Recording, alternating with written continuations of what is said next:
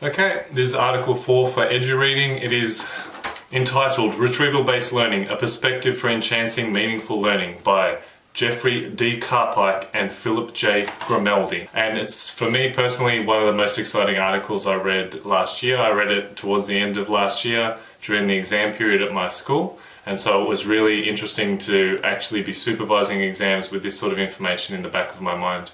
So it might be especially interesting to teachers in Queensland who are only just now moving to an exam end of year sort of approach to things. So for you guys it will be especially interesting, I believe. Basically what it's doing is it's complicating the idea that was established by Sweller and Kirshner and so forth in the idea that learning is a changing long-term memory, and they're actually proposing that learning is only accessible and testable and truly present when retrieval is possible. So it's really shifting our understanding or our impression of learning and how to sort of assess it and how simple or straightforward it can be.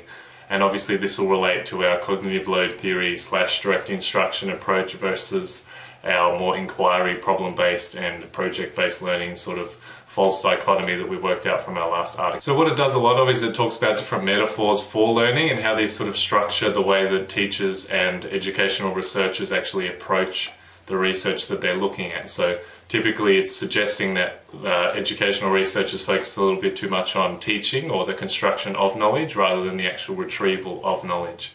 And taking that shift along with the article would mean a lot more of a focus on retrieval, which is perhaps, I believe in my personal opinion, the most complicated part about teaching, sort of interleaving and thinking about when to retrieve and when students are ready to retrieve and how often and how frequently in regards to the forgetting curve, sort of broadly speaking, how possible that is or how important it is to retrieve and how often. And then towards the end of the article it has a really interesting comparison between students' impressions of learning and the sort of best approaches to learning and compared with the actual best practice of retrieval. And then finally it closes out with a little bit of a reflection on a program or a number of different retrieval-based learning programs and comparing them and contrasting them with the one that they've created themselves. So for me this took half an hour to read, but it took me multiple readings to really let it sink in and really reach understanding and get a complex, what I feel is an accurate understanding of what they were trying to communicate and how that would relate to my teaching.